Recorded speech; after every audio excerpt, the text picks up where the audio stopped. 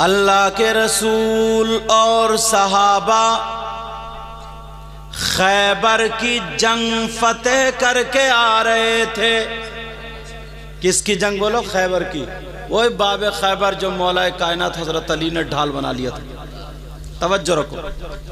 وہ گدھا آ کر کے کہنے لگا آقا، پیارے آقا، میں آپ سے دو باتیں کرنا چاہتا ہوں۔ اب ایک جانور جب بولی میں بولنے لگے تو لوگ تعجب کریں گے۔ میرے نبی بولے، بولو کیا کہنا چاہتے ہو؟ کہ آقا، میرے سب سے بڑے والے دادا جو تھے، مجھ تک، ان سے لے کر کے مجھ تک 60 نسلوں میں گدھے ہی ہوئے۔ کتنی نسلیں ہو گئی گدھوں کی؟ اور سارے گدھے، سب کے سب گدھے، تمام جتنے بھی انبیاء کو ان کا شرف حاصل ہوا، انبیاء کا ان کو، تو وہ ان کی سواری بنے تھے۔ سارے کے سارے گدھے کون بنے تھے بولو؟ انبیاء کی۔ اے آقا، میرے دادا کی نسل میں کوئی اور نہیں رہا، صرف میں ہی رہا، اور آپ بھی آخری نبی ہیں، آخری پیغمبر ہیں۔ آقا، پیارے آقا، دل چاہتا ہے آپ مجھ پہ سوار ہو جائیں اور میں آپ کی سواری بن جاؤں۔ جی نبی بولے تمہارا نام کیا؟ تو وہ کہنے لگا یزید ابن شہاب۔ اس گدھے کا کیا نام تھا؟ یزید ابن، یعنی شہاب کا بیٹا یزید۔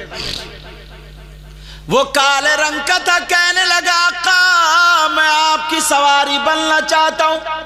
اور تم تو یار قصور پور، کیا بستور، سمجھے؟ تم تو یار انسان ہو، نبی کا کلمہ پڑھتے ہو، محبت میں یہ سب کیا ہے؟ اگر آقا راضی ہو گئے تو بیڑا پار۔ بے شک، سبحان اللہ۔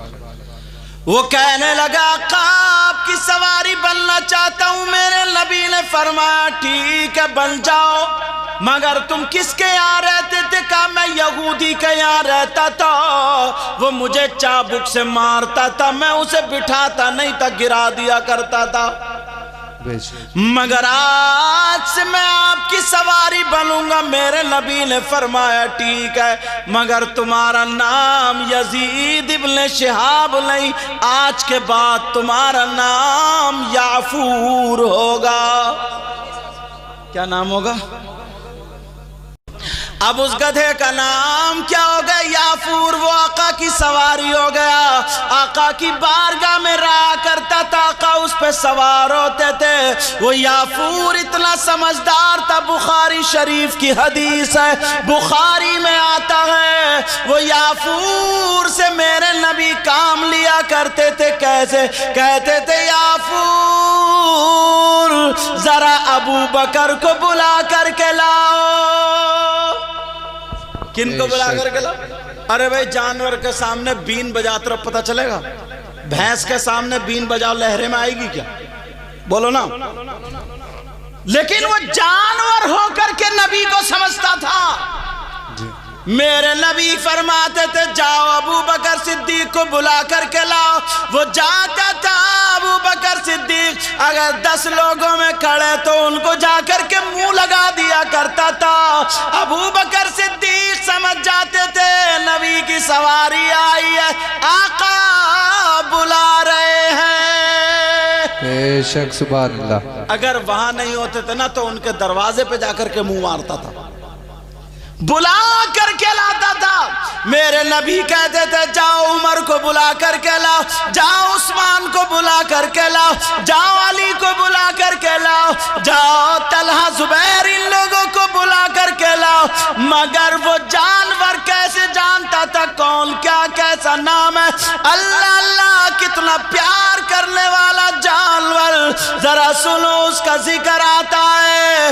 اب اگر عالموں سے پوچھو کیا جانور جنت میں جائیں گے یا نہیں جائیں گے، تو علماء یہ فرماتے ہاں کچھ جانور جنت میں جائیں گے، جو جانور جنت میں جائیں گے ان میں سے میرے نبی کی یہ سواری بھی جنت میں جائے گی۔ ماشاءاللہ، نعرہ تکبیر، نعرہ رسالت، مسلک اعلیٰ حضرت علامہ مفتی سید مقیم الرحمان صاحب قبلہ، نعرہ تکبیر، نعرہ رسالت۔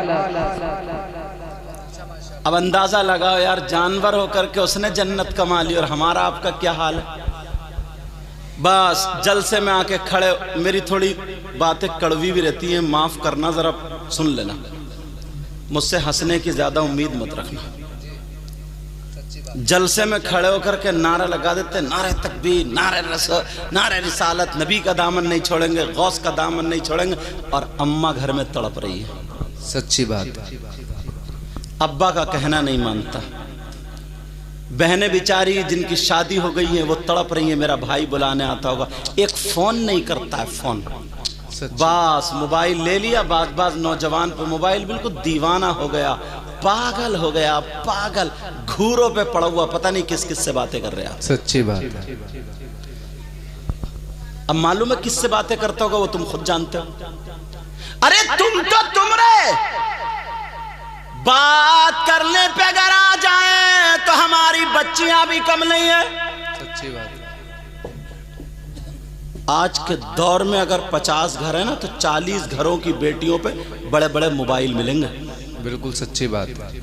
میں ان کے ابا سے پوچھتا ہوں، تم پوچھو ان کے ابا سے، یہ بیٹیوں پہ جو بڑے بڑے موبائل ہیں، یہ پلاٹنگ چل رہی ہے، ان کی کارخانہ چل رہا ہے، فیکٹری چل رہی ہے، بسیں چل رہی ہیں، ٹرک چل رہے ہیں، ہوائی جہاز چل رہے ہیں، جو پورا خاندان بھوکا مر جائے گا۔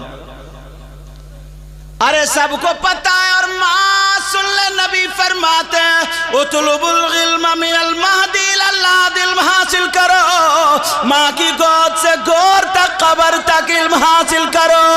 اللہ اللہ سنو، سب سے پہلا مدرسہ ماں کی گود ہے، اسی کی جوان بیٹی سینے کی آڑ میں کھڑے ہو کر کے کپڑا کبھی ادھر کو پھینک رہی ہے، کبھی ادھر کو، آدھا گھنٹہ اٹھلا کر کے باتیں کر رہی ہے۔ کیا یہ ماں پاگل ہے؟ پاگل اس ماں سے پوچھو، تیری بیٹی جوان اٹھلا کر کے کس سے باتیں کر رہی ہے؟ کون سا ایسا رشتہ دار ہے 1 گھنٹے سے چھت پہ کھڑے ہو کر کے باتیں چل رہی ہیں، موبائلوں پہ چیٹنگ ہو رہی ہے، ماں کو سب پتا ہے۔ اگر باپ کام سے چلا گیا تو کیا اس ماں سے پوچھ گچھ نہیں ہوگی؟ سچی بات ہے، بہت اچھا۔ کیا اس ماں سے پوچھ گچھ نہیں ہوگی؟ باپ بیچارہ کما کے، کیونکہ خرچے اتنے بڑھا لیے، اب وہ حلال کمائے، حرام کمائے، سٹا کھیلے، جوا کھیلے، کسی کا گلا دبا دے، کسی کے پیسے مار لے، سمجھے، چاہے پڑیے بیچ لے، پڑیے سمجھ رہا، اس میں یہ ساری چیزیں کر لے،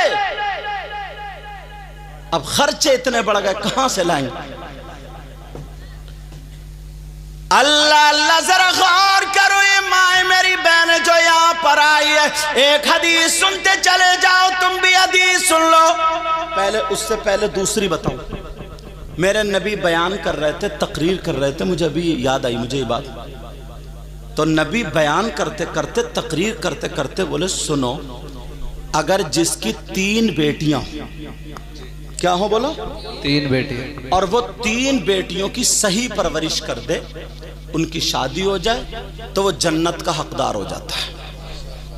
اب یار کچھ ایسے بھی ہوں گے جن کی 1 ہوگی، کچھ ایسے بھی جن کی 2۔ ان میں سے ایک صحابی ادھر کہیں سے کھڑے ہوئے مجمع سے اور کہنے لگے، آقا میں بھی کچھ پوچھنا چاہتا ہوں، پوچھ لوں؟ یار کتنا پیارا انداز تھا، کہا آقا اجازت ہو تو پوچھ لوں؟ میرے آقا سمجھ تو گئے کیا پوچھنا چاہتا ہے، مگر اسی کی زبانی سننا چاہ رہے تھے، بولے پوچھو۔ وہ کہنے لگا، آقا 3 بیٹیاں ہوں تو وہ جنت کا حقدار ہے، اور اگر کسی کی 2 بیٹیاں ہوں، 3 بیٹیاں نہ ہوں، 2 بیٹیاں ہوں، اس کا کیا ہوگا؟ تو نبی نے فرمایا، صحیح پرورش کر دے، وہ بھی جنت کا حقدار ہے۔ بیٹیوں کی وجہ سے جنت مل رہی ہے۔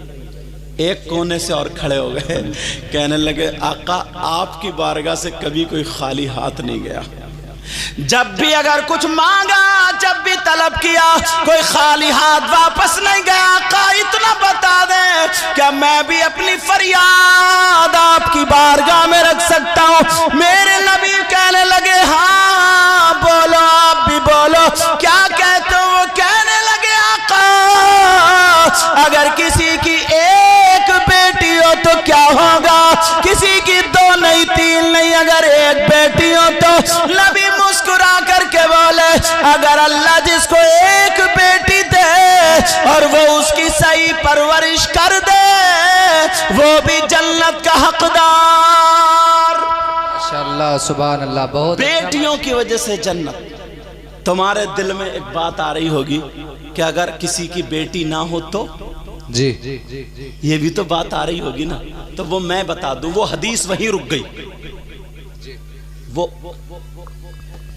اب بند کر لو نا، لائیو سن لو ڈائریکٹ۔